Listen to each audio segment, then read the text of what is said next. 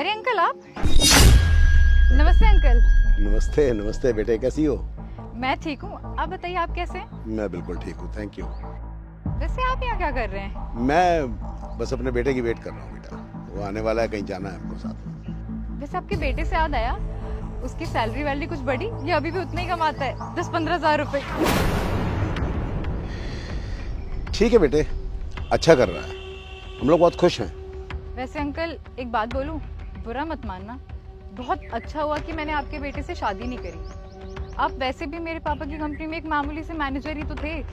मैं आपके बेटे से शादी करती तो मेरी कितनी इंसल्ट होती। कौन सी लड़की आपके बेटे से शादी करती जो सिर्फ 10-15 हज़ार रुपए कमाता है, और वो भी मुझ जैसी लड़की जो इतनी हाई मेंटेनेंस वाली है, वो तो कभी ना करती। कोई बात नहीं बेटे, वक्त वक्त की बात है। तुम्हारे पापा से मेरे बॉस ही नहीं थे, मेरे बहुत अच्छे दोस्त भी थे, और तुम्हें मैंने बचपन से बड़े होते देखा, और इसीलिए मुझे लगा कि शायद धीरज के लिए तुम एक बहुत अच्छी वाइफ रहोगी, उसकी जीवन साथी रहोगी। पर यस, ये भी जरूरी है, बच्चों की अपनी चॉइस भी होनी चाहिए। मेरे पापा इतनी बड़ी कंपनी के मालिक हैं और आपका बेटा एक नॉर्मल सा सेल्समैन। आप खुद ही सोचो, मैं उसके साथ कैसे शादी कर लेती। अच्छी बात है जो मैंने उसे मना कर दिया। वैसे आपको पता है अंकल, मेरे पापा ने जिससे मेरी शादी करवाई है उसकी सैलरी पूरी 1.5 लाख रुपए है, और आप सोच रहे हो आपका बेटा मामूली सा 10-20 हज़ार मुझे कैसे धक्के खिलाता हर जगह। और वैसे भी आपके बेटे और मेरे हस्बैंड में बहुत डिफरेंस है। पता नहीं आपका बेटा कहाँ धक्के खा रहा हो, और मेरा पति आराम से एसी में काम करता है कंपनी में बैठ के। मुझे सुन के अच्छा लगा बेटा कि तुम्हारे हस्बैंड बहुत अच्छी तनख्वाह ले रहे हैं, लेकिन इसका मतलब ये नहीं है कि तुम मेरे बेटे धीरज के लिए कुछ भी बोलो, उसकी बेइज्जती नहीं कर सकते तुम। कितने साल हुए तुम्हें धीरज से मिले हुए? देखो uncle, I am really sorry to say, पर आपका बेटा इसी लायक है, जब अपनी लाइफ में कुछ करेगा नहीं तो सबसे सुनेगा ही वो। आपको नहीं पता आजकल के टाइम पे सबसे पावरफुल चीज है पैसा। ये तो बस कहने वाली बात है कि हम खुश हैं, जिसके पास पैसा नहीं है वो खुश नहीं है। पता नहीं मुझे क्यों ये गलतफहमी थी कि तुम बहुत सुलझी हुई, बहुत समझदार लड़की हो। तुम्हारे पापा, जो कि मेरे बहुत अच्छे दोस्त थे, जैसा मैंने तुम्हें बताया, और तुम जानती भी हो, वो जितना संस्कारी आदमी था, तो मैंने यही सोचा था कि उसने अपने बच्चों को भी यही संस्कार दिया होगा। लेकिन नहीं, अफसोस, मेरी तुम्हारे बारे में सोच गलत थी। इतना गरूर, इतना घमंड ठीक नहीं है बेटा। वैसे कौन सी कंपनी में है तुम्हारे हस्बैंड? यहीं कहीं किसी कंपनी में है? ये जो सामने ऊंची सी बिल्डिंग दिख रही है, इस कंपनी में मैनेजर है मेरा husband. Very good, very good, बहुत खुशी हुई, बहुत अच्छी कंपनी है ये। लेकिन तुम इस कंपनी के मालिक को जानती हो? कौन है? इस कंपनी का मालिक है मिस्टर धीरज, मेरा बेटा, जिसे तुम अभी अंडर एस्टिमेट कर रही थी और जिसके बारे में ना जाने क्या क्या बोले जा रही थी।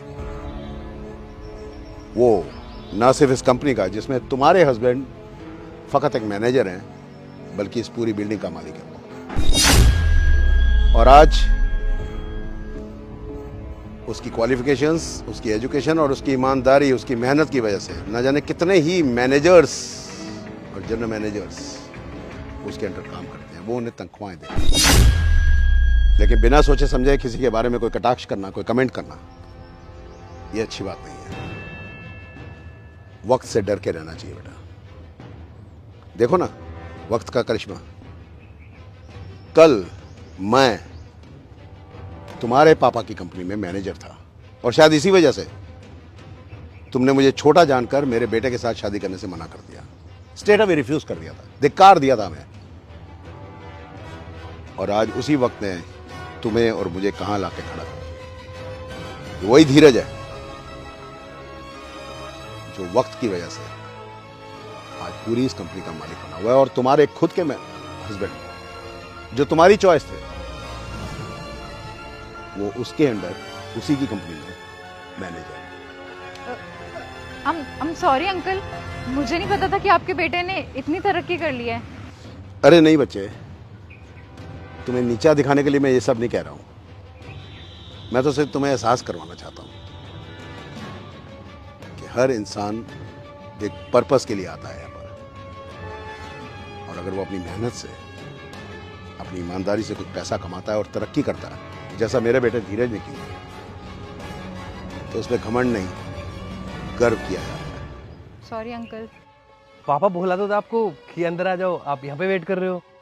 अरे नहीं बेटा, मैं तो यही वेट कर रहा था। तुमने कहा था अभी 5-7 मिनट लगेंगे, तो मैं यहीं खड़ा था, बट इतने में निधि बिटिया मिल गई। अरे पहचाना नहीं क्या? मेरे बॉस की बिटिया निधि। अच्छा अच्छा, हाय निधि। हाय। और देखो इत्तेफाक देखो, अपनी निधि के हस्बैंड भी तुम्हारी कंपनी में मैनेजर हैं। अरे वाह, ये तो बहुत अच्छी बात है, मुझे तो पता ही नहीं था। कभी बुलाओ इनको डिनर पे। हाँ हाँ, क्यों नहीं क्यों नहीं, अब तो मुलाकात होती रहेगी। अच्छा बेटा, हमें कहीं निकलना है, फिर मिलेंगे। टेक केयर, खुश रहो, खुश रहो। ठीक है अंकल।